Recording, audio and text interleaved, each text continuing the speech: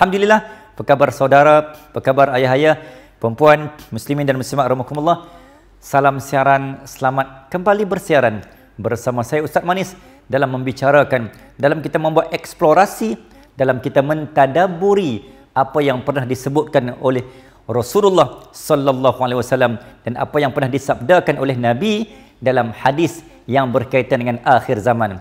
Pada kali ini, episod kali ini kita nak membicarakan, masih lagi kita membicarakan tentang akhir zaman dan juga masih lagi berbicara, kita tak dapat lari tentang akhir zaman. Kita berbicara tentang Imam Mahdi, tentang susuk tubuh yang bernama Ultimate Salvation of Universe ataupun Kalki ataupun Maitreya yang disebut oleh agama-agama yang lain ataupun disebut sebagai Al-Mesiah ataupun penyelamat dunia akhir zaman yang dijanjikan, yang dinantikan oleh Yahudi dan juga Nasara. Okey, saya nak bawa tuan-tuan kita ke laman yang serba putih ini untuk saya nak bawa tuan-tuan daripada dunia pada zaman Rasulullah sallallahu alaihi wasallam sehinggalah pada zaman kita. Poin saya adalah semakin hujung usia dunia ini, semakin jauh jarak kita dengan Nabi, maka kita semakin banyak dan semakin ramai musuh yang melingkari. Maka tidak dapat tidak tuan-tuan, bila ayat yang kita pernah bacakan dulu, walan tarda ankal yahud walan nasara hatta tattabi'a millatahum, dalam surah Al-Baqarah Allah kata apa? Tidak akan redha dan tidak akan lena musuh kamu sehingga ke lubang cacing, sehingga akan ke titik dunia yang terakhir, mereka akan tetap mencari kamu. Maka kali ini dan episod kali ini saya nak bawa tuan-tuan untuk kita melihat dan meninjau siapakah sebenarnya musuh kita. Bila yang menjadi musuh Nabi, pasti dia adalah musuh kita. Siapapun jua musuh Imam Mahdi, dia pasti akan menjadi musuh kita. Kerana Imam Mahdi datang dari susur garut Rasulullah dan kita pun datang daripada Nabi. Apa yang Nabi benci, kita harus benci. Apa yang Nabi suka, kita harus redha dan suka. Okey, tuan-tuan muslimin dan muslimat rahimakumullah. Sebagai satu perjalanan yang sangat panjang, okey, sebagai kita nak mengulang kaji kembali, saya nak bawa tuan-tuan bermula pada zaman Nabi Allah Ibrahim alaihissalam untuk melihat siapakah sebenarnya musuh kita dan musuh Imam Mahdi suatu hari nanti yang disebut sebagai dalam peristiwa yang akan terlibat dalam Armageddon. Tuan-tuan, saya nak mulakan perjalanan dan perkongsian kita kali ini bermula dengan Ababal Anbiya, bapa segala nabi ataupun ayah segala nabi, iaitu Nabi Allah Ibrahim alaihissalam. Tuan-tuan, Nabi Allah Ibrahim alaihissalam hidupnya lebih kurang 1800 years before Masihi, sebelum Masihi. Jadi persoalan saya tuan-tuan, berapa lamakah ataupun berapakah tempoh masa, durasi, beza antara zaman Nabi Ibrahim dengan Nabi kita ataupun pada zaman kita? Dalam ayat yang mudah, dah berapa jauh beza ni, dah berapa lama kita ditinggalkan oleh Nabi Allah Ibrahim alaihissalam. Saya bagi tuan-tuan 2 saat, cuba kira. Dah dapat jawapan? Alhamdulillah, terima kasih dan tahniah kepada sudi menggerakkan otak dan juga fikiran tuan-tuan untuk mencari jawapan. Jawapannya apa? Secara logik akal ya, kita tambah je lah. Tambah 2022. Maka dapatlah lebih kurang plus minus. Nabi Allah Ibrahim alaihissalam dengan zaman kita dipisahkan plus minus 3,800 tahun yang lampau. Okey, tuan-tuan, daripada susur galur Nabi Allah Ibrahim alaihissalam, izinkan saya untuk menukar warnanya sebab diberikan pilihan warna, sebab life is a choice. Hidup adalah satu pilihan. Maka pilihan pertama saya tuan-tuan, Allahumma salli ala sayyidina Muhammad. Ayuh kita lihat Nabi Allah Ibrahim alaihissalam daripada isteri pertama adalah disebut sebagai Siti Sarah. Okey, daripada Sarah, Allahumma salli ala sayyidina Muhammad, lahirlah putra Nabi Allah Ibrahim alaihissalam, okey, yang kita sebut sebagai anak Nabi Allah. Daripada Sarah melahirkan Nabi Allah Ishaq. Allahumma salli ala sayyidina Muhammad. Nabi Allah Ishaq bin Ibrahim alaihissalam daripada benih Siti Sarah. Daripada Nabi Allah Ishaq, tuan-tuan muslimin dan muslimat rahimakumullah, maka lahirlah 2 putera kembar. Okey, tuan-tuan yang baru menyaksikan siaran ini, malam ini kita nak bicarakan the real enemy. Siapakah musuh Nabi siapakah musuh kita akhir zaman dan siapakah yang akan diperangi oleh Imam Mahdi dalam siri Armageddon ataupun Al-Malhamah Al-Kubra. Jadi untuk mengetahui dan memahami, kita harus faham dulu sejarah dan sirahnya. Muslimin dan muslimat rahimakumullah, Nabi Allah Ibrahim AS adalah Nabi kedua Rasul Ulul Azmi yang disebut oleh Allah Azza wa Jal dalam Al-Quran sebanyak 69 kali. The names of Ibrahim was mentioned by Allah in the Holy of Al-Quran is around 69 times. 69 kali Allah ulang menyebut perkataan Nabi Allah Ibrahim AS. Tuan-tuan, persoalan saya sebelum terlupa, dalam kalimah dan bacaan tahiyat akhir, tuan-tuan perasan, solat disebut sebagai solawat Ibrahimiyah. Allahumma salli ala sayyidina Muhammad kama sallaita ala sayyidina Ibrahim sehinggalah fil alamin innaka Hamidum Majid. Tuan-tuan perasan ataupun tidak, sebut pada saya, sebutkan dua nama Nabi yang terlafaz dan diikat rapat disebut oleh Allah Azza wa Jalla dalam selawat Ibrahimiyah ataupun kita sebut sebagai bacaan tahiyat akhir. Jawapannya Nabi Allah Ibrahim dan juga Nabi Muhammad sallallahu alaihi wasallam. Tuan-tuan, kenapa Nabi Ibrahim? 124,000 lebih nabi, 313 lebih nabi rasul. Kenapa Nabi Allah Ibrahim satu-satunya nama nabi yang diikat, yang ditulis, yang disebut, yang digabung bersama Nabi Muhammad dalam kalimah bacaan tahiyat akhir? Pasti ada jawapannya. Untuk mengetahui jawapannya, jangan ke mana-mana. Kita teruskan perkongsian pada kali ini. Jangan ke mana-mana. Kita teruskan perkongsian. Okey, tuan-tuan. Daripada Nabi Allah Ishaq bin Ibrahim AS melahirkan dua putera kembar. Okey, yang dinamakan sebagai Ishq dan juga Ya'qub. Ya'qub ini sebagaimana yang masyhur dan mafhum, yang maklum, yang sering kali kita sedar, yang sering kali kita belajar dan yang sering kali kita bincangkan selama ini, Ya'qub berasal dari perkataan dalam bahasa Ibraninya sallallahu alaihi Muhammad. Daripada Ya'qub inilah melahirkan Aqabah, Ya'qub.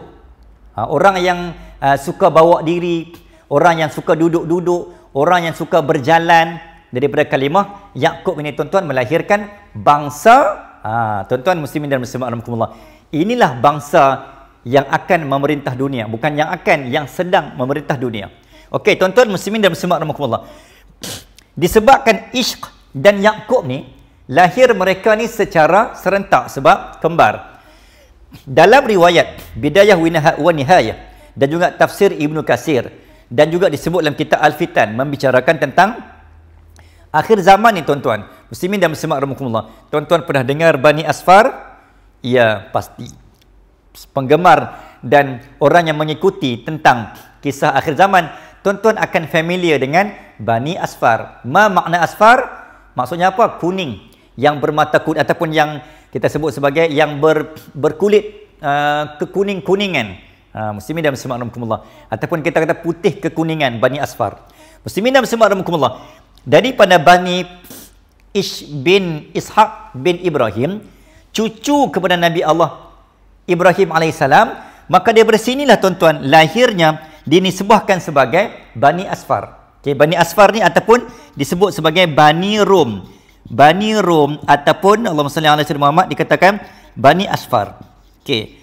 Cerita dia, tuan-tuan, ketika mana Nabi Allah Ya'qub alaihissalam mendapat, kita kata, layanan yang sedikit lebih, mendapat yang perhatian yang sedikit manja oleh Nabi Allah Ishaq kepada Ya'qub, menyebabkan Ishq ni, abang sulung ni, ataupun abang walaupun kembar, abang ni macam tak puas hati dekat adik ni.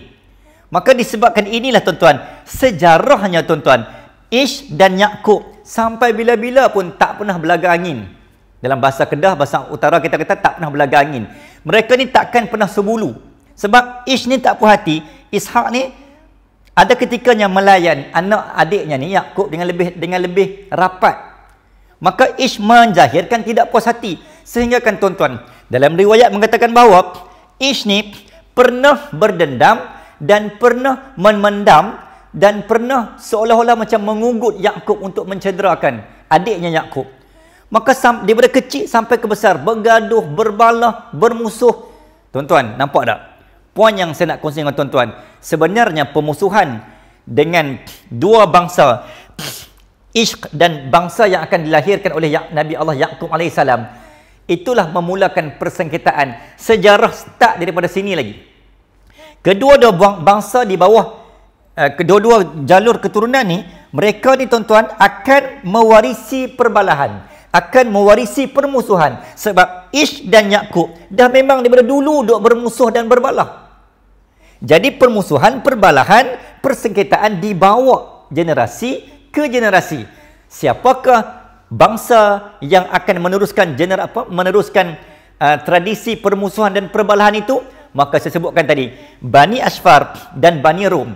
Sebab Ish ni di bawahnya melahirkan anaknya yang kulit putih. Maka Ish ataupun kita sebut sebagai Bani Rum dan Bani Asfar. Okey.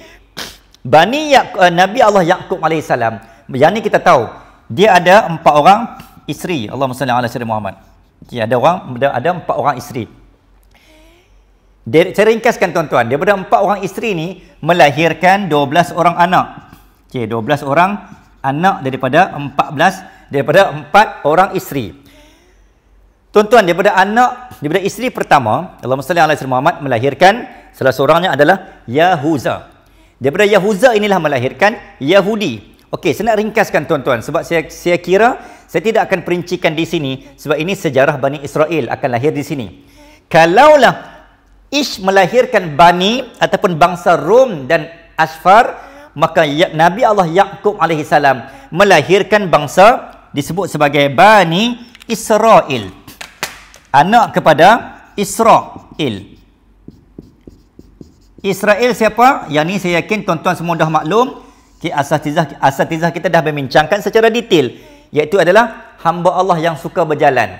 Israel, Tuhan bahasa Ibrani. Kenapa suka berjalan?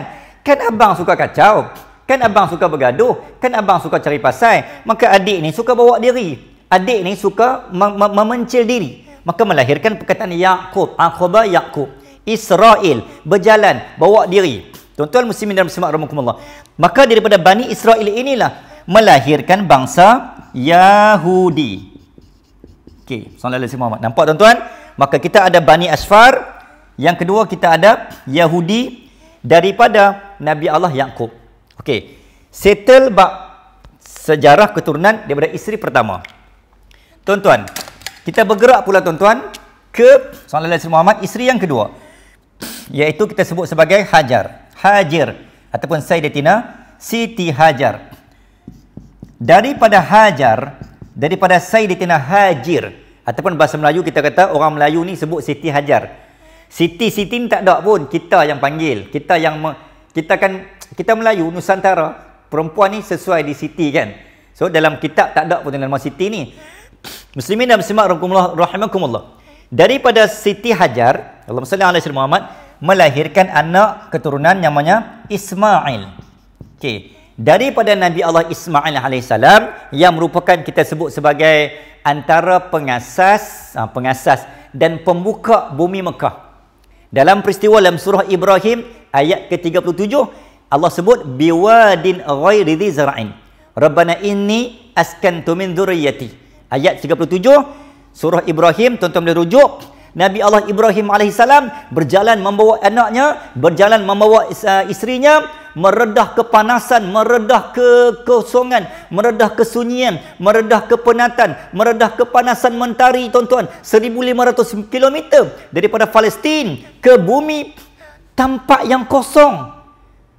Nabi Allah Ibrahim alaihissalam membawa anak yang masih bayi, Siti Hajar, 3 beranak, naik atas unta, 1500 km, tiada internet, tiada sebarang line, Red One, Telco, Celcom, internet, semua tiada. Tuan-tuan muslimin dan muslimat rahimakumullah, nak bagi tahu bahawa waktu tu sunyi, waktu tu tak ada orang ni. Bila tiba-tiba tuan-tuan, Allahumma salli ala sayyidina Muhammad, saya kisahkan sedikit walaupun tuan-tuan mungkin dah maklum cerita ni. Unta yang bawa 3 beranak tiba-tiba stop. Ada sound effect. Dia stop dekat satu titik yang tak ada orang. Nabi Allah Ibrahim ni kan walaupun Nabi tapi tak tahu apa benda yang Allah susun. Wallahu khairul makirin. perancangan Allah itu terbaik. Tiba-tiba kenapa kat sini unta yang bawa 3 beranak stop? Stop tuan-tuan, stop dekat satu titik. Disebut dalam Quran biwadin ghairi dzi zar'ain, tempat yang tidak ada air, tidak ada tumbuhan, tidak ada pokok, tidak ada lain tuan-tuan. Tiba-tiba tuan-tuan, rupanya di situlah Nabi Allah Ibrahim alaihissalam diberikan wahyu oleh Allah Azza wa Jal. Tempat yang kamu tinggalkan isterimu, sayangkan isteri, sambung tuan-tuan. Tangan-tangan, tinggalkan, sayangkan anak, tangan-tangankan. Nabi Allah Ibrahim sayang anak, sayang isteri. Dalam bahasa mudah, siapa tak sayang bini, oi. Maka Nabi Allah Ibrahim bila bertemu dengan permintaan manusia dengan permintaan Allah diangkat dan diutamakan. Allah diutamakan, Rasul didahulukan. Dan akhirnya tuan-tuan, ketika itulah Nabi Allah Ibrahim alaihissalam menyahut dan menyambut panggilan seruan wahyu Allah. Wahai Ibrahim, kamu kena tinggalkan anak dan isterimu. Walaupun Nabi Ibrahim pun tak tahu. Nabi Ibrahim patah balik ke Palestin. Dah lah baru sampai 1,500 km tuan-tuan. Bukannya semalam, berminggu-minggu, berhari-hari. Patah balik dalam keadaan anak dan isteri kelaparan. Jadi tuan-tuan muslimin dan muslimat rahmatullah, daripada sejarah itulah lahirnya bangsa Arab. Allahumma salli ala sayyidina Muhammad. Okey, apabila Nabi Allah Ismail alaihissalam berkahwin dengan Bani Jurhum, maka bermulalah bangsa Arab daripada Adnani, daripada keturunan kita kata Arab musta'libah, orang Arab yang berpindah, orang Arab yang berhijrah melahirkan bangsa Arab. Okey, saya ulang tuan-tuan. Isteri pertama lahir 2 bangsa. Apakah itu? Bangsa Rom ataupun kita kata Eropah. Okey, tuan-tuan, Allahumma salli ala sayyidina Muhammad. Sebelum saya terlupa, okey, saya mohon izin kepada tuan-tuan, kita patah balik sekejap. Sebelum saya teruskan Arab ni, ketika Ishq dan Yakub berbalah, melahirkan bangsa Rom, Eropah dan Yahudi, Bani Israel. Okey, ketika ini tuan-tuan, Ishq dan Yakub ni, ayahnya ni tak boleh nak settle. Wahai Ishq, wahai Yakub, hampa ni tak boleh duduk dekat. Kita kata apa dalam bahasa mudah? Macam anjing dan kucing. Pantang berjumpa mesti bergaduh. Pantang bergaduh mesti berjumpa. Jadi akhirnya ketika itu Nabi Allah Ishaq maka meminta dan menyuruh anaknya, bawalah diri, berpisahlah kalian. Berpisah ni bukan putus hubungan, tetapi kadang-kadang tuan-tuan secara pelajaran dan pengajarannya, penjarakan ini perlu. Bila kita berkawan secara dekat sangat, kadang-kadang tu kita nampak buruknya. Macam pasangan pengantin dulu zaman bercinta, minta maaf cakap, kadang-kadang yang kentut yang busuk itu berwangi. Tetapi bila dah kahwin, baru dia tahu, ya Allah, busuknya kentut kamu. Minta maaf tuan-tuan. Ini satu perumpamaan sahaja. Sallallahu alaihi Muhammad. Padahal perempuan tu kata, dulu aku mengeluarkan angin yang sama waktu bercinta. Kan? Kenapa angin dulu dengan angin sekarang baunya berbeza sedangkan orang yang sama? Maksudnya tuan-tuan, kadang kita bila terlalu rapat, ada juga sedikit, bukan kita keburukan, tetapi kita kata satu Muhammad, satu risiko untuk kadang-kadang hubungan tu boleh jadi renggang.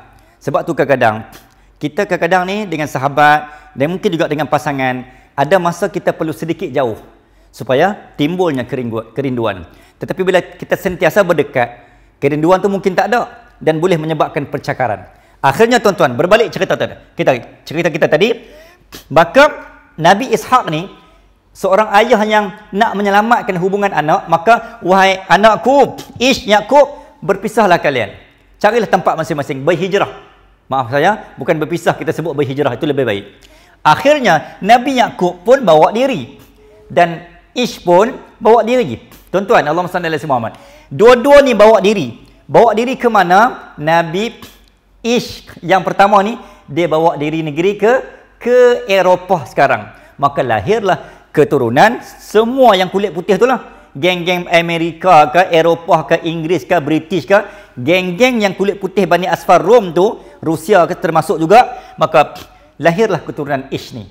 Jadi bangsa Eropah orang putih hari ni adalah keturunan daripada anak Nabi Ishaq, cucu Nabi Allah Ibrahim yang berkulit putih kekuningan Bani Asfar. Boleh? Satu. Okey. Anak yang kedua ni adik yang sering kali kita kata dibulilah oleh abang ni, bawa diri juga ke mana? Ke Iraq. Kenapa ke Iraq tuan-tuan? Sebab Nabi Ibrahim kan dulu berada di zaman seismik. Tuan-tuan ingat kerajaan Babylon dulu di Sani Urfa hari ini, tempat sekarang, tempat Nabi Allah Ibrahim duduk di Iraq. Dulu wilayah Iraq, sekarang berada di Turki. Tempat Nabi Ibrahim dibakar oleh Namruz bin Kan'an. Di situlah terletaknya kampung asal Nabi Ibrahim. Dan Nabi Yaqub berpindah kawasan situ, tuan-tuan. Fadam Aram. Nabi Allah Ibrahim AS. Bila duduk kat situ, tuan-tuan, maka berkembanglah. Tuan-tuan masih ingat tak? Di situlah berlakunya peristiwa Nabi Yusuf, di mana kita kata apa, dikhianati oleh adik-beradiknya, diletakkan di dalam sumur sebelum Nabi Yusuf dibeli ataupun kita kata diangkat oleh Allah Azza wa Jal, oleh pedagang, sehingga dibawa balik menjadi Menteri Perbendaharaan Kewangan di negeri Mesir sebelum lahirnya zaman Nabi Musa AS. Itu cerita lain. Okey, saya nak balik pada sini, tuan-tuan. Jadi bila Nabi Yaqub AS, tuan-tuan, berpindah ke Iraq, dan ketika mana Nabi Yusuf menjadi menteri di Mesir. Saya ringkaskan. Bila Nabi Yusuf menjadi negeri di Mesir, Nabi Yusuf ni dia because of love dengan adik-beradiknya duduk di Iraq. Okay, semua nabi-nabi ni, adik-beradik Nabi Yusuf, Bunyamin kan, tuan-tuan ingat kan, keturunan 12 orang Bani Israel ni duduk di Iraq. Yang Nabi Yusuf ni dah jadi menteri. Dia tengok adik-beradiknya duduk kat Iraq ni, okey, tak apalah, aku bagi rumah free, jawatan free, kerja semua, tanah semua diberikan, sekarang semua berpindah. Jadi keseluruhan keturunan Nabi Allah Yaqub yang duduk di Iraq berpindah hasil daripada kita kata jemputan dan tawaran Nabi Allah Yusuf AS. Jadi geng-geng keturunan Nabi Yaqub yang duduk di Iraq berpindah ke Mesir. Bila duduk di Mesir, tuan-tuan, maka berkembanglah keturunan Bani Israel di Mesir. Okey. Bila mana Bani Asfar ni berpindah ke Eropah menjadi orang putih. Yang Nabi Yaqub ni, keturunan dia berpindah ke Mesir menjadi Bani Israel. Bila Bani Israel ni lahirnya keturunan dan golongan Yahudi. Sekarang ada siapa di Palestin ni? Ketika ini dalam riwayat, geng-geng anak ni kosong. Tempat asal Kan'an tu tidak ada di Palestin. So, geng Yahudi tak ada di Palestin. Okey, poin saya, tuan-tuan, Yahudi sudah berhijrah daripada Palestin. Kenapa sekarang nak minta patah balik? Hampa dulu yang keluar dari Palestin. Okey, sekarang Bani Rom pun juga, kamu dah berpindah.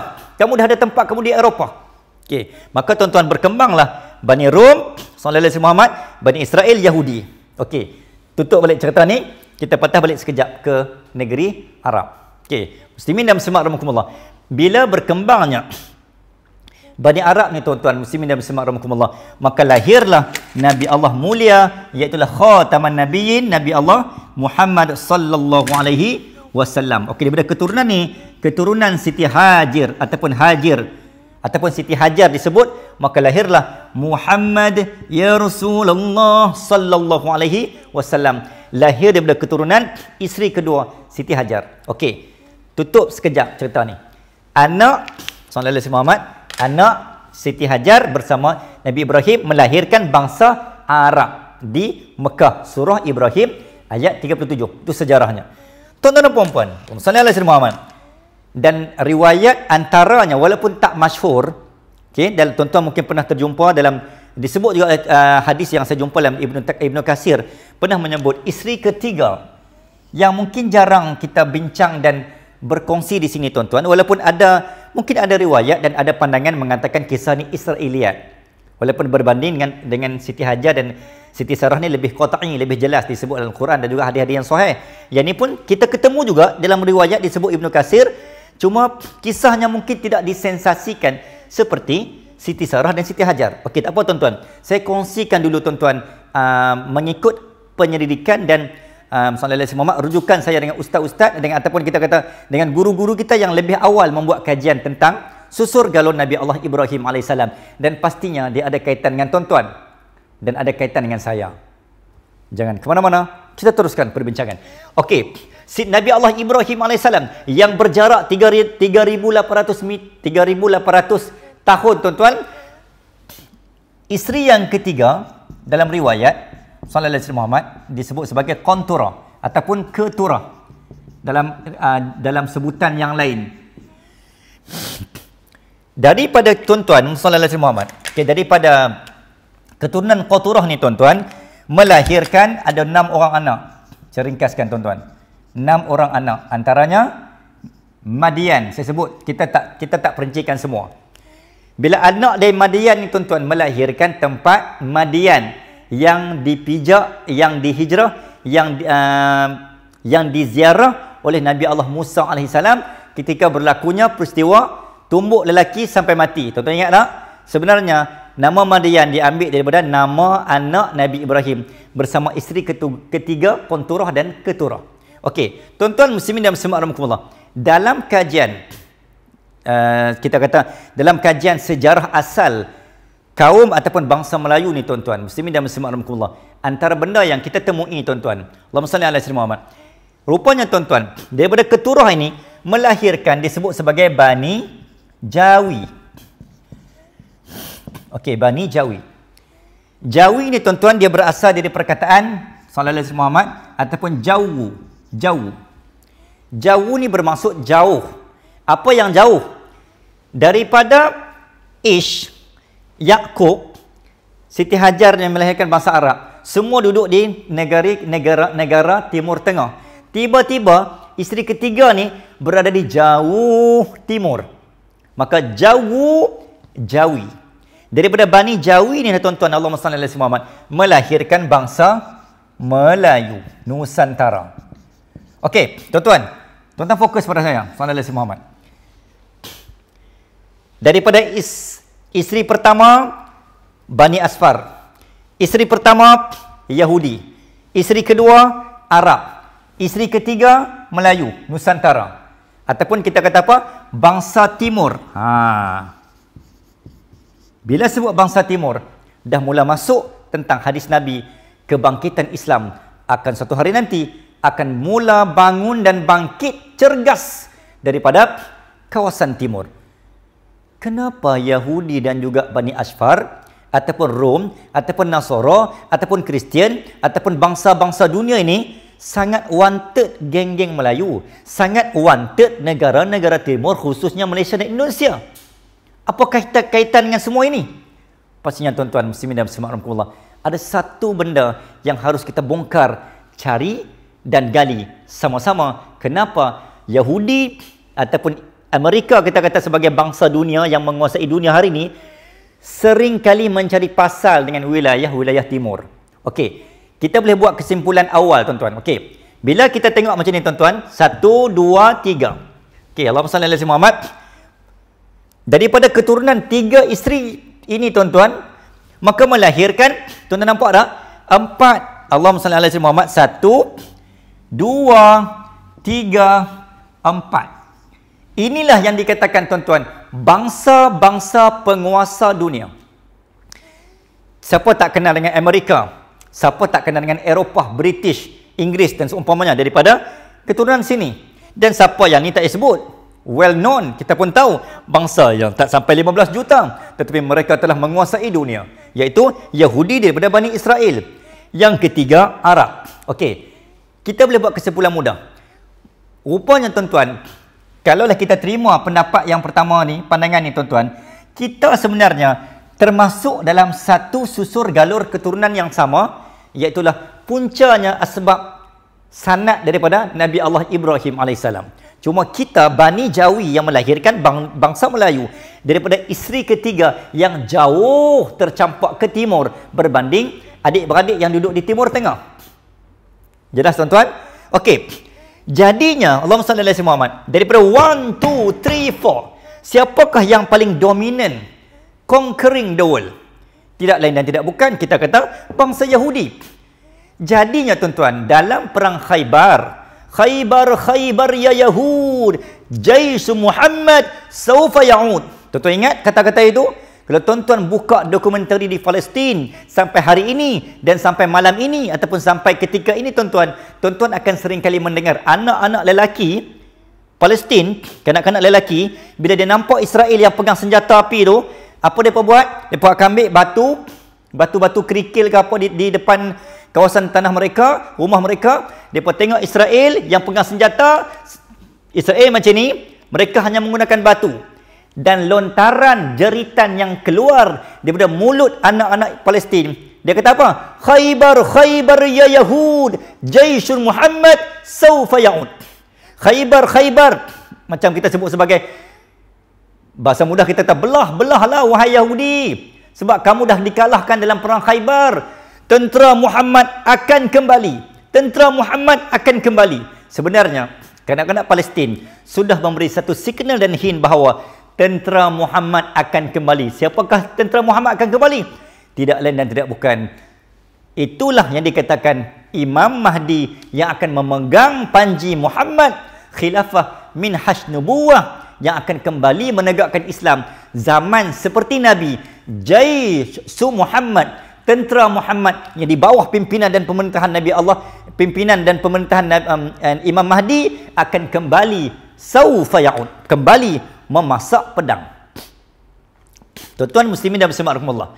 Okey, bila kita tengok dalam perbincangan kita ini tuan-tuan, yang saya tulis ni, apa yang berlaku, apa yang kita boleh ambil pelajaran, Yahudi memang tak puas hati dengan bangsa dia. Memang dia tak puas hati dengan bangsa keturunan dia.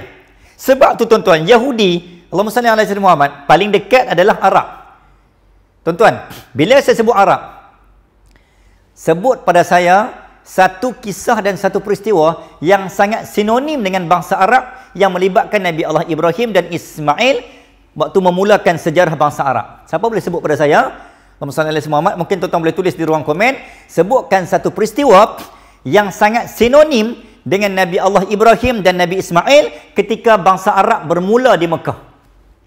Tahniah kepada siapa yang telah berjalan dan berjaya, berjalan otaknya, berlaju pemikirannya. Tuan-tuan yang telah menulis di ruang komen, jawapannya episod korban.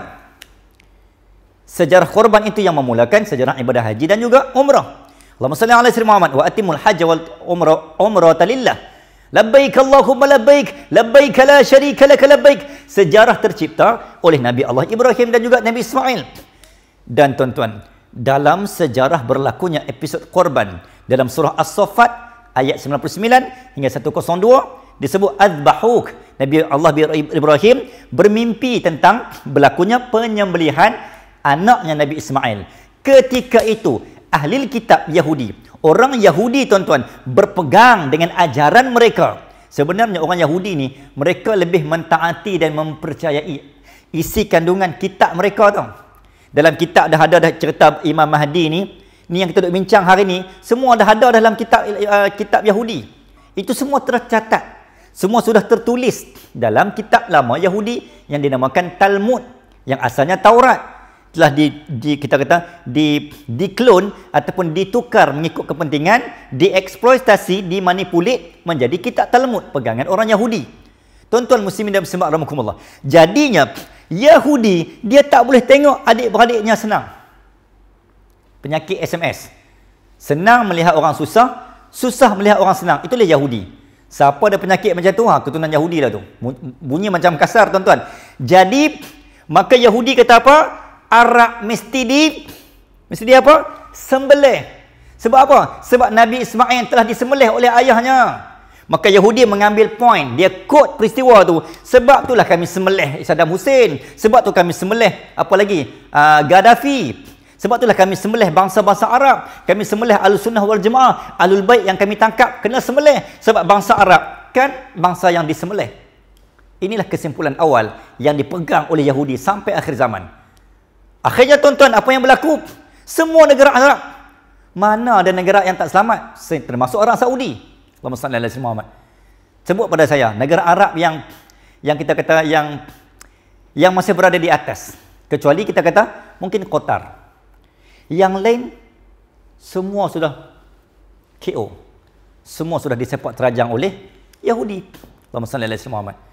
Maka hakikatnya tuan-tuan, peristiwa Armageddon dan Malhamah Kubra sudah pun kita kata bibit dah bermula lama dah. Semenjak kejatuhan Hijaz, semenjak kejatuhan Turki Utsmaniyah, sebenarnya dah bermula bibit Armageddon ataupun Malhamah Al-Kubra. Allahumma salli ala sayyidina Muhammad. Jadi Yahudi kata apa? Kita sembelih Arab. Maka negara Syam, Syria, apa lagi? Iran, mereka dah sembelih Ahlussunnah wal Jamaah. Mereka angkat. Tuan-tuan muslimin dan muslimat rahimakumullah. Saya teringat bila sebut tentang Iraq, tuan-tuan ingat 2013, peristiwa yang sangat menyayat hati apabila kematian Saddam Hussein. Tidak dinafikan ada sisi gelap dan sisi negatif Saddam Hussein sallallahu alaihi wasallam, dan kita tidak berhasrat dan berminat untuk bincang bab itu. Cuma sisi positif angle. Saddam Hussein ni tuan-tuan, dia bukan Syiah, dia bukan anti, dia sangat anti Syiah kalau tuan-tuan cek pada sejarah. Dan dialah sangat membela ulama-ulama Sunni ketika itu antaranya. Walaupun ada, memang ada kes, kita tidak nafikan dia juga pernah membunuh orang-orang agama, ada. Sallallahu alaihi wasallam. Tetapi dalam satu sisi angle, satu sisi yang lain, Saddam Hussein ni adalah benteng terakhir negara Iraq di bawah kepimpinan Sunni ataupun Sunnah wal Jamaah. Kenapa US ketika itu, sallallahu alaihi wasallam, George W. Bush yang sedang dia wanted sangat Saddam Hussein ni. Saddam Hussein mesti dinyahkan, mesti dibunuh. Maka terciptanya peristiwa sallallahu alaihi wasallam Taliban. Direka dan dicuba diwujudkan kisah tentang pengganas supaya untuk menghalalkan Amerika membunuh Saddam Hussein. Kenapa mesti bunuh? Sebab Amerika Yahudi mesti menyembelih Arab dan Arab mesti disembelih. Sebab kalau bangsa ni tidak disembelih, mereka akan naik dan akan kuasai dunia. Maka Yahudi kata apa? Okey, Arab kita mesti sembelih. Saddam Hussein benteng Iraq, bunuh. Dr. Morsi benteng Ikhwan yang menjaga, yang membela Yusuf Al-Qaradawi dan seumpamanya. Negara-negara ini Qatar. Sebab itu Arab Saudi memusuhi Qatar. Sebab Qatar mesra dengan Ikhwanul Muslimin dan kita kata Ahlussunnah wal Jamaah dan juga Ahlul Bait sebahagiannya bersembunyi di Qatar di bawah perlindungan raja dan juga pemimpin Qatar. Allahumma salli ala sayyidina Muhammad. Jadi tuan-tuan muslimin dan muslimat rahimakumullah, nampak tak permainan Yahudi? Dia mesti menggoncang dan menggoyang apa sahaja bangsa Arab mesti sembelih, dan akhirnya kita tengok zaman Nabi sebut idza fasada ahlu Syam la khaira fikum. Bila berlakunya kerosakan pada bumi Arab, maka kamu tak akan tengok lagi bumi ni aman dan selamat. Tidak ada kebaikan lagi bagi kamu. Hadis Nabi sahih. Muslimin dan muslimat rahimakumullah, Allahumma salli ala sayyidina Muhammad. Okey. Kalau tadi Bani Asfar ni duduk ke Eropah, lahirlah Amerika dan sebagainya, Yahudi seperti yang kita kenali hari ini. Okey. Dan Arab ni tuan-tuan, muslimin dan muslimat rahimakumullah, apa yang sedang jadi hari ini? Dan persoalan kita, jom kita ke kanan. Okey. Apa jadi dengan sebelah kanan kita ni? Inilah kita. Sebab tu tuan-tuan, Allahumma salli ala sayyidina Muhammad, dalam perbincangan kita sebut sebagai pendeta-pendeta, contohnya Sanhedrin. Tuan-tuan pernah dengar? Pendeta Sanhedrin inilah yang mencipta agama Kristian dalam kitab lama Yahudi. Apa kata intipati dalam kitab-kitab pegangan orang ahli kitab Yahudi ni tuan-tuan, Allahumma salli ala sayyidina Muhammad, ada pandangan dan pendapat bahawa Bani Jawi, Melayu jauh ini, mereka ni disebut sebagai bangsa yang tersimpan. Tuan-tuan pernah dengar istilah ni? Bangsa yang disimpan. Okey, apa maksudnya tuan-tuan? Ini sangat sulit sebenarnya untuk dibincangkan, tapi saya cuba memberanikan diri untuk membongkar segala kebenaran, walaupun pahit untuk ditelan. Okey, tuan-tuan muslimin dan muslimat rahimakumullah, bangsa yang sangat jauh, yang tersimpan, bila direlate dan dihubungkan dengan hadis Nabi mengatakan bahawa satu hari nanti umat Islam ataupun kita kata Islam akan bangkit kembali di bumi timur. Di mana timur? Maka Yahudi sangat takut, termasuk juga dengan Nasara Kristian, sangat takut kalau Islam ni betul-betul akan bangkit. Dari mana? Sebab Arab tak mungkin lah. Bagi dia tak mungkin sebab kami dah sembelih dah. Kami dah pegang dah. Iraq, Mesir, semua Syria, semua pijak bawah tapak kaki kami. Tapi yang ni, kalaulah Islam bangkit satu hari nanti dari bumi ini, siapa harus bertanggungjawab? Maka dari sekarang, kata Yahudi, we have to do something. Kita kena buat sesuatu untuk melenyapkan kemungkinan Islam akan bangkit dari timur yang Nabi dah sebut. Allahumma salli ala sayyidina Muhammad. Jadi tuan-tuan, sedangkan kita pun adik-beradik Yahudi, bukan daripada Yahudi, tuan-tuan jangan salah faham, kita pun daripada susur galur keturunan yang sama, cuma dari isteri ketiga. Dalam bahasa mudah, inilah adik-beradik tirinya, Bani Rom, Israel, Yahudi, Arab, Melayu. Sebenarnya semua ni keturunan, kita kata adik-beradik tiri lah, sebab mak ni tiga mak yang berbeza. Kan adik-beradik teori. Allahumma salli ala sayyidina Muhammad. Muslimin dan muslimat rahimakumullah. Jadinya Yahudi tak mau tengok adik-beradik tiri dia tu naik. Hampa mesti duduk di bawah. Aku yang paling abang. Aku yang paling kuasai dunia. Jadi kalaulah adik-beradik sendiri pun Yahudi boleh bunuh tuan-tuan, apatah lagi orang lain. Sallallahu alaihi Muhammad. Kalaulah anak-anak Palestin tu, tuan-tuan, setakat orang Melayu ni tak ada apa Yahudi. Depa tengok kita tak ada nilai pun. Allahumma salli ala sayyidina Muhammad. Tuan-tuan muslimin dan muslimat, ini sebagai kita kata sebagai mungkin pembuka tirai perbincangan kita malam ini. Inilah kedudukan dan keadaan senarai musuh, the real enemy yang harus dibenci oleh kita, sebab Nabi dah kecam lama dah. Nabi dah sebut lama dalam banyak hadis tuan-tuan. Allahumma salli ala sayyidina Muhammad.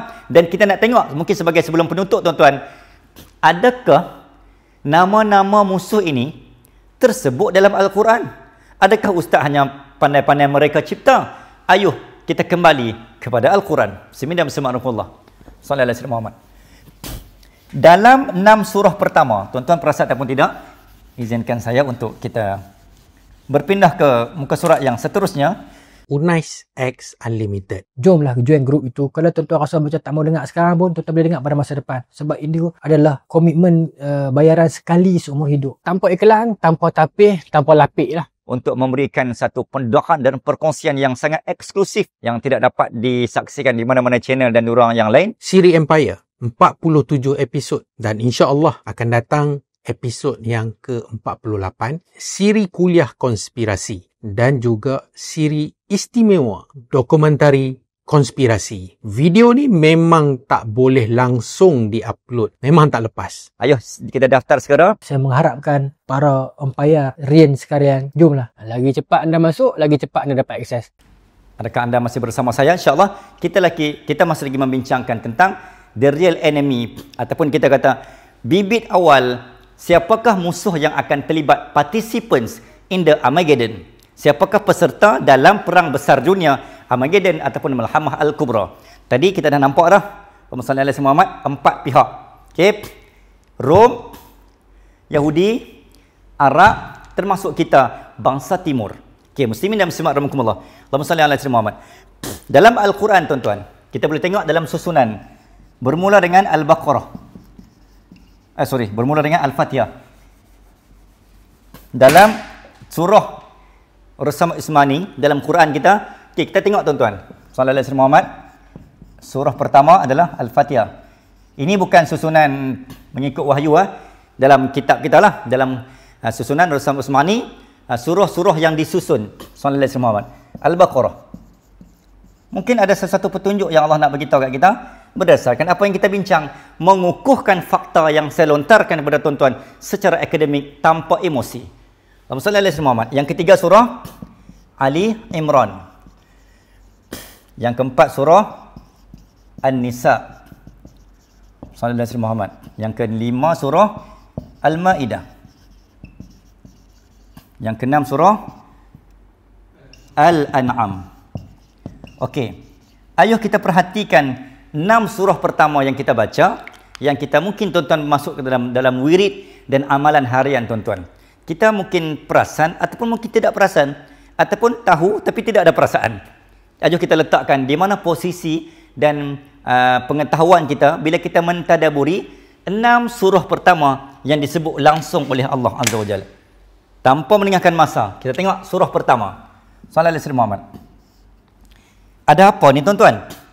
Dalam ayat yang terakhir disebut ghairil maghdubi alaihim waraddallin.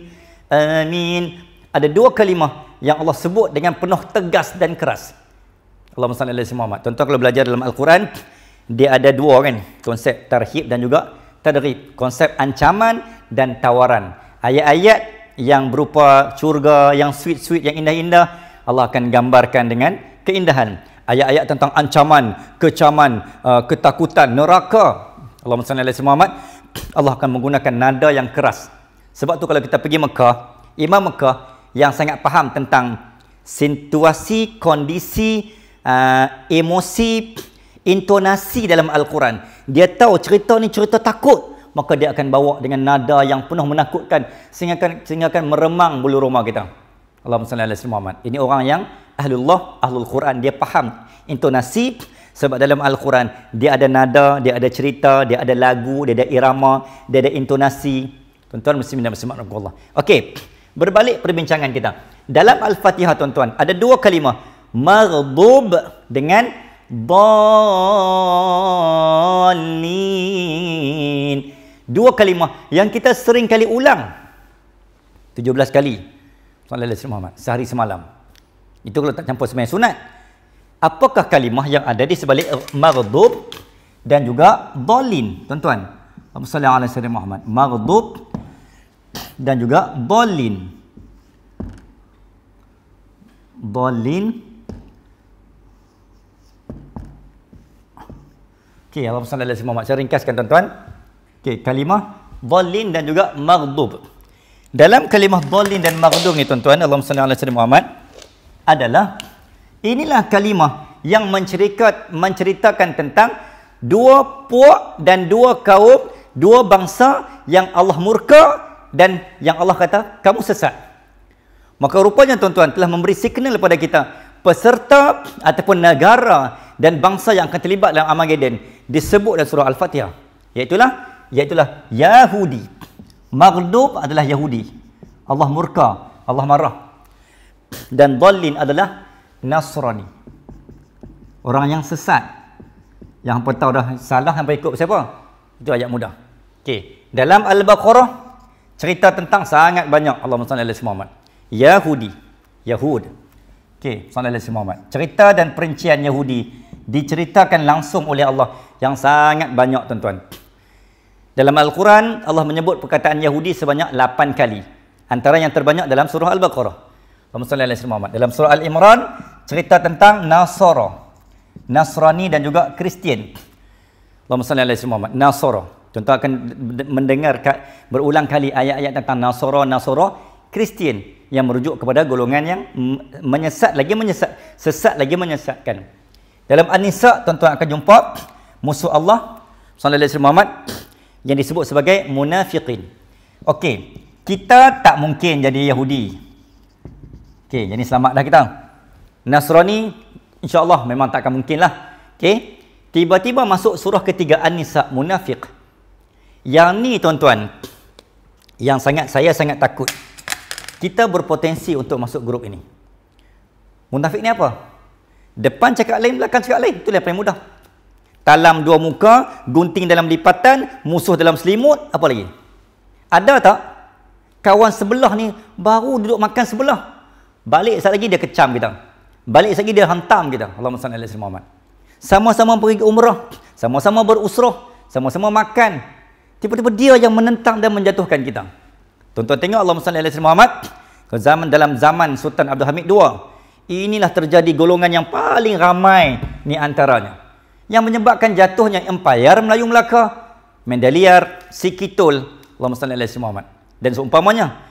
Tuan-tuan muslimin dan muslimat rahimakumullah, kalau tanya saya benda yang paling susah untuk nak jumpa hari ini adalah kejujuran. Suami yang jujur, jiran yang jujur, bos yang jujur, pekerja yang jujur, kawan dan sahabat yang jujur, Allah. Ustaz yang jujur paling susah nak jumpa. Allahumma salli ala sayyidina Muhammad. Termasuklah semua. Saya minta semua muhasabah bab ni. Juru rakam yang paling jujur. Apa lagi? Tuan-tuan yang menyaksikan, netizen yang paling jujur. Benda yang paling susah nak jumpa dalam dunia akhir zaman adalah jujur. Allahumma salli ala sayyidina Muhammad. Orang yang paling jujur sunat nak jumpa ni, ketika mana dia senang, ketika mana dia berharta, kamu akan kenal siapakah dia. Ketika dia selesa, ketika dia berharta, ketika dia sedang dunia bersamanya, kamu akan kenal siapakah dia sebenarnya. Allahumma salli ala sayyidina Muhammad. Tuan-tuan muslimin dan muslimat rahimakumullah, sebab tu Sayyidina Ali pernah berkata, berapa ramaikah, bila dia pernah ditanya, berapa ramai sahabatmu? Dia kata, tunggu aku miskin, tunggu aku menangis. Aku akan kenal siapakah sahabatku. Itulah dia yang paling jujur untuk berada di sisiku. Suatu saat aku ketawa, dia bersama, dan ketika aku menangis, dia tetap ada. Tuan-tuan bagaimana? Adakah tuan-tuan sahabat dan jiran yang paling jujur? Tepuk dada, tanya iman. Muslimin dan muslimat rahimakumullah. Okey, munafik ni tuan-tuan, ini benda yang saya sangat takut. Bila berlaku dengan Allah kata wailul, Nabi sebut wailul la ilaha illallah, wailul lil arabi min syarri qad iqtaraba. Maka la ilaha illallah, tiada Tuhan yang disembah melainkan Allah. Sesungguhnya kecelakaan itu akan menimpa kaum Arab, bangsa Arab yang penuh dengan kecelakaan, yang kerosakan sangat dekat dengan mereka. Tuan-tuan muslim dan muslimat rahimakumullah. Allahumma salli ala sayyidina Muhammad. Tuan-tuan boleh jumpa dalam kitab Fitan Syekh karangan Imam Nu'aim bin Hamad. Tuan-tuan akan jumpa hadis ni dalam kitab Bidayah wa Nihayah fil Fitan wal Malahim karangan Ibnu Katsir. Tuan-tuan akan jumpa hadis yang sama. Ini sangat masyhur, tuan-tuan. Nabi dah mencelakakan. Saya pun dah ulang banyak kali mungkin. Allahumma salli ala sayyidina Muhammad. Ini yang dikatakan bangsa Arab. Bangsa Arab ni siapa, tuan-tuan? Yang ada hari ini yang disebut sebagai Arab Saudi, yang bukan keturunan Nabi. Yang ni mungkin kita akan bincangkan sejarah Arab Saudi dan apakah kaitan Arab Saudi dengan Yahudi. Di sini ada kaitan, tuan-tuan, yang sangat dekat, yang sangat rapat. Dia ada mixture kat situ. Allahumma salli ala sayyidina Muhammad. Muslimin dan muslimat rahimakumullah. Maka munafik. Jadi nak tengok bangsa munafik ni, kamu tengok bangsa Arab yang paling mudah. Dalam keadaan berjubah, dalam keadaan pakai semutar, berserban, boleh peluk dengan perempuan dalam konsert Mai Semuria. Di bumi yang ada Nabi.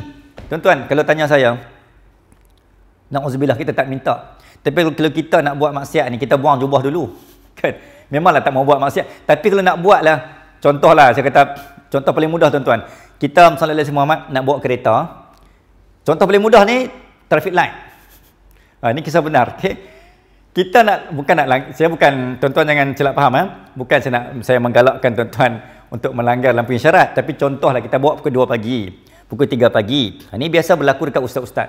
Okay? Semua ustaz di dunia, kecuali Ustaz Manis. Okay? Disclaimer siap-siap. Okay? Kita bawa 2.30 pagi, jalan traffic light simpang 4. Sallallahu alaihi Muhammad, ada program Qiyamul dan sebagainya. Kereta tak ada, lampu merah. Okay, saya bagi pertanyaan pada tuan-tuan. Tuan-tuan nak stop ke tuan-tuan nak teruskan perjalanan? Dalam kena ada asap-asap. Kan? Sallallahu alaihi Muhammad. Tapi peraturan tak peraturan. Saya pernah tanya benda ni pada Ustaz Azhar Idrus. Ustaz, macam mana Ustaz? Adakah waktu tu hukum di mana Ustaz? Dengan takut kita dengan mengantuk. Adakah perlu kita akur? Sebenarnya berbalik kepada peraturan asal, itu kan hukum dunia. Traffic light ni kan, ini selingan tuan-tuan. Traffic light ni kan hanya untuk kita tahu keselamatan, menyelamatkan nyawa, untuk mengelakkan daripada kemalangan, aksiden, jam, kesesakan dan sebagainya. Tapi bila kamu berada dalam situasi begitu, mudarat pun untuk kamu tunggu. Maka lebih baik harus bagi kamu untuk melanggar lampu isyarat. Bukan, tuan-tuan jangan silap faham, bukan saya menggalakkan tuan-tuan untuk melanggar. Cuma tuan-tuan, Allahumma salli ala sayyidina Muhammad. Bila nak bagi tahu kat sini tuan-tuan kaitannya. Okey, bila kita melanggar lampu isyarat dalam keadaan kita tak rela. Okey, poin saya. Dan kita tak redha, kita tahu kita tak pernah melanggar lampu isyarat. Tetapi untuk kali ini aku terpaksa sebab apa? Asap, takut, mengantuk, bahaya. Saya orang main ketuk. Kan terpengaruh dengan cerita jangan pandang belakang, ada benda duk atas kereta, kita takut benda tu mudarat bagi kita, maka harus untuk melanggar lampu isyarat dengan keyakinan yang pasti memang tak ada orang lalu. Okay, kita selamat. Tapi waktu tu tuan-tuan nak langgar lampu isyarat, okay, kalau tanya saya akan buka kopiah. Sekurang-kurangnya kita hormat dengan kopiah kita. Tapi hari ni poin saya tuan-tuan, ni poin ni sebenarnya, bangsa munafikin, bangsa Arab hari ni, sepatutnya kalau nak buatlah, kita kata konsep mau semuriak tu, memanglah kita tak rela, tapi kalau nak buat sangat, hampa janganlah pakai jubah tu, pakai slot jean ke, pakailah denim punya, kan, buatlah, jangan melambangkan Nabi, jangan melambangkan agama, syiar, kamu telah mencemar kesucian jubah. Sallallahu alaihi Muhammad. Ini yang dia dikatakan munafik. Okey, muslimin dan muslimat rahimakumullah, Allahumma salli ala Muhammad. Itu cerita tentang dalam surah An-Nisa. Dalam surah Al-Ma'idah, sallallahu alaihi Muhammad, diperincikan tentang ketiga-tiga ni. Allah ulang balik. Ketiga-tiga golongan ni, 1, 2, 3, diulang siar, diulang sebut dalam surah Al-Ma'idah. Allahumma salli alaihi Muhammad. Kita pun tak perasan dan kita pun jenis tak mentadaburi dan menghayati apa kandungan terjemahan. Dalam surah Al-An'am, surah yang ke-6, sama once again, Allah ulang tiga golongan ni. Nak beritahu memang teruk lah. Plus satu lagi golongan yang disebut sebagai musyrikin. Sallallahu alaihi Muhammad. Okey. Musyrikin dengan munafik ni tuan-tuan, dia sangat berkaitan. Sebab musyrikin ni Arab, kita sebut zaman Arab Quraisy dulu, zaman Nabi. Tetapi bila munafik ni, bila kamu memakai kembali pakaian Arab jahiliah dulu, maka kamu akan menghampiri musyrikin. Sebab tu Imam Mahdi akan perang Arab dulu. Dapat ya tuan-tuan? Inilah jawapannya. Sebab kamu mengembalikan kemunafikan dan kemusyrikan, benda yang Nabi dah tentang dulu. Maka Imam Mahdi kan bawa watak Nabi. Imam Mahdi bawa agama yang Nabi bawa. Itu namanya khilafah min hasnubuwah. Allahumma salli ala sayyidina Muhammad. Mengembalikan keislaman, menjernihkan kembali kekeruhan agama. Maka dua golongan ini perlu ditentang. Maka jawapan kepada perbincangan kita sebelum ni, kenapa bangsa Arab, bangsa pertama yang diperangi oleh Imam Mahdi sebelum masuknya Malhamah Al-Kubra. Allahumma salli ala sayyidina Muhammad. Tuan-tuan, maka inilah yang dikatakan tuan-tuan adalah musuh-musuh utama dunia yang akan terlibat secara langsung dalam perang Malhamah Al-Kubra dan juga Armageddon. Tuan-tuan muslimin dan muslimat rahimakumullah, sebagai penutup untuk siri kali ini tuan-tuan, Allahumma salli ala sayyidina Muhammad, kita boleh bahagikan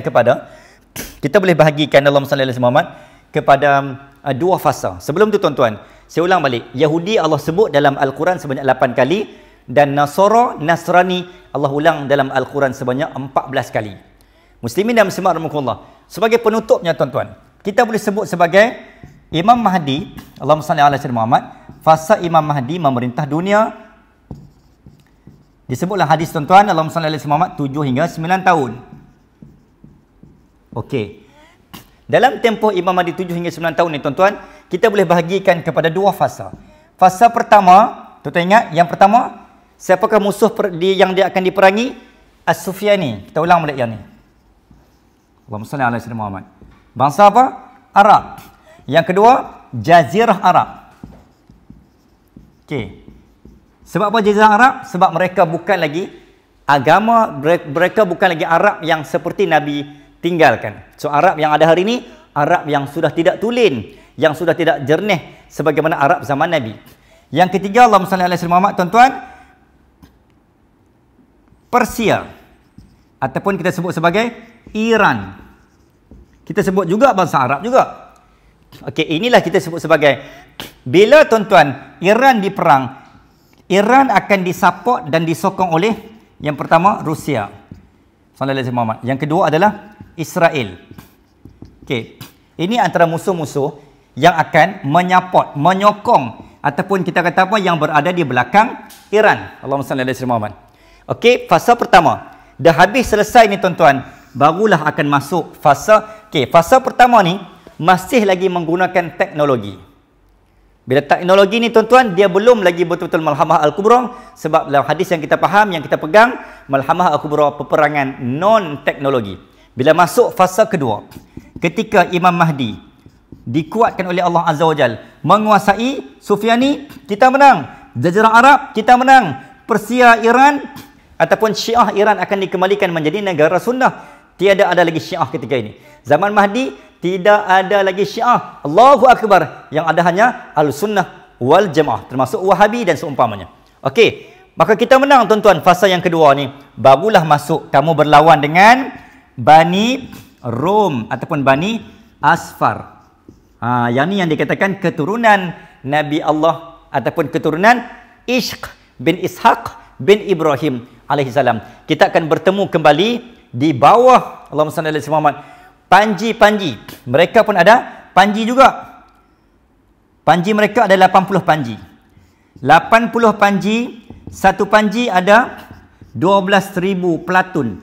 Ini kekuatan anggota yang di bawah pimpinan Bani Asfar ataupun Rom. Ghulibatur Rom disebut dalam surah Rom. 80 darab dengan 12,000 tuan-tuan is equals to 960,000. Inilah tentera yang akan berhadapan dengan Imam Mahdi. Allahumma salli ala sayyidina Muhammad. Tuan-tuan muslimin dan muslimat rahimakumullah, yang ni yang kita belum perincikan bagaimana akan berlakunya perang Malhamah Al-Kubra yang disebut sebagai Armageddon. Armageddon yang merupakan gabungan antara lembah dan gunung yang sangat tinggi yang merentasi antara negara Syam, Syria dan Palestin, yang akan menjadi tempat berlakunya peristiwa peperangan yang amat-amat dahsyat. Bak kata adik Haziq, amat-amat dahsyat yang tidak ada peperangan yang sedahsyat pada zaman itu. Tuan-tuan, bila berbicara tentang Rom, ada dua bangsa Rom yang satu kita akan berkawan, satu kita akan berlawan. Rom yang pertama yang kita akan lawan adalah Bani Asfar dalam peperangan Malhamah Al-Kubra ataupun di lembah Mageddo ataupun lembah Armageddon. Allahumma salli ala sayyidina Muhammad. Itu 960,000 tentera Bani Asfar ataupun kita kata bangsa Eropah daripada keturunan Ish bin Ishaq tadi yang akan diperangi oleh Imam Mahdi. Sekali lagi tuan-tuan, Allah akan memenangkan kepada tentera Al-Mahdi ketika itu. Satu. Yang kedua, Rom juga disebut sebagai Bani Ishaq, seramai 70,000 yang akan bersama dengan tentera batalion Imam Mahdi yang akan bersama-sama membuka pintu masuk Konstantinopol dengan kalimah La ilaha illallah, Allahu Akbar, Allahu Akbar, Allahu Akbar. 3 kali takbir, runtuhlah sebahagian di tembok Konstantinopol yang akan kembali menjadi Istanbul pada zaman Al-Mahdi. Di belakangnya adalah Bani Ishaq. Ada orang bertanya, Ustaz, Bani Asfar dengan Bani Ishaq ni sama ke? Ya, mereka sama bangsa, mereka sama keturunan, tetapi tidak sama akidah. Bani Ishaq juga daripada anak keturunan Nabi Ishaq, iaitu Ish bin Ishaq. Tetapi mereka ni, yang ni yang saya masih lagi mengkaji dan mencari jawapan.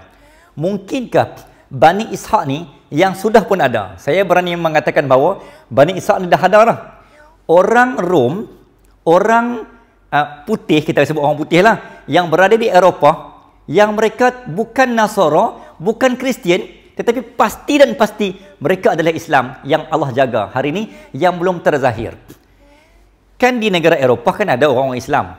Jadi kemungkinan mereka inilah yang akan bangun dan bangkit satu hari nanti, membentuk dan menghimpun, membentuk 70,000 yang disebut hadis Nabi. Mereka lah Bani Ishaq yang akan bersama-sama Imam Mahdi menggempur, membuka pintu masuk Konstantinopol, episod terakhir sebelum Khurujud Dajjal. Bismillah rahmatullah. Maka sekali lagi, sebenarnya tuan-tuan, bila Imam Mahdi keluar pun, Bani Rom ni pun akan terpecah dua. Satu yang akan melawan menentang Imam Mahdi, yang kedua yang akan berpusu-pusu, berbondong-bondong masuk dalam Islam. Ya Allah, kami dah membenarkan, sebab ahli kitab ni ada dua. Ahli kitab pada Kristian, Nasara, ahli kitab Yahudi. Jadi disebut sebagai ahli kitab ni sebahagiannya akan berpihak kepada Islam. Akhir zaman nanti sebahagiannya yang akan menyokong perjalanan dan juga perjuangan Imam Mahdi. Jadi mereka ni pro. Mereka ni bukan Yahudi Zionis. Mereka ni mungkin sebahagian Yahudi Ortodoks, ahli kitab yang akan menyokong perjuangan Imam Mahdi. Tuan-tuan sidang mukminin rahimakumullah, jika bercinta, bercintalah seadanya. Jika membenci, jangan membenci semuanya. Kerana apa yang mungkin kita benci, itulah yang akan menjadi teman setia kita. Seperti Bani Ishaq. Walaupun mereka bangsa Eropah, tetapi mungkin kita mengatakan mereka ni Kristian, mereka ni musuh. Tetapi satu hari nanti, mereka lah yang akan bangun, membela bersama, mempertahankan Islam. Allahumma salli ala Muhammad. Sekedar itu yang dapat dikongsikan dalam siri dan episod pada kali ini, insyaAllah. Sehingga bertemu lagi untuk kita nak kupas dan kita nak eksplorasi dengan penuh ilmiah, dengan penuh akademik, fakta hujah tanpa emosi, berlandaskan fakta dan dalil yang sahih.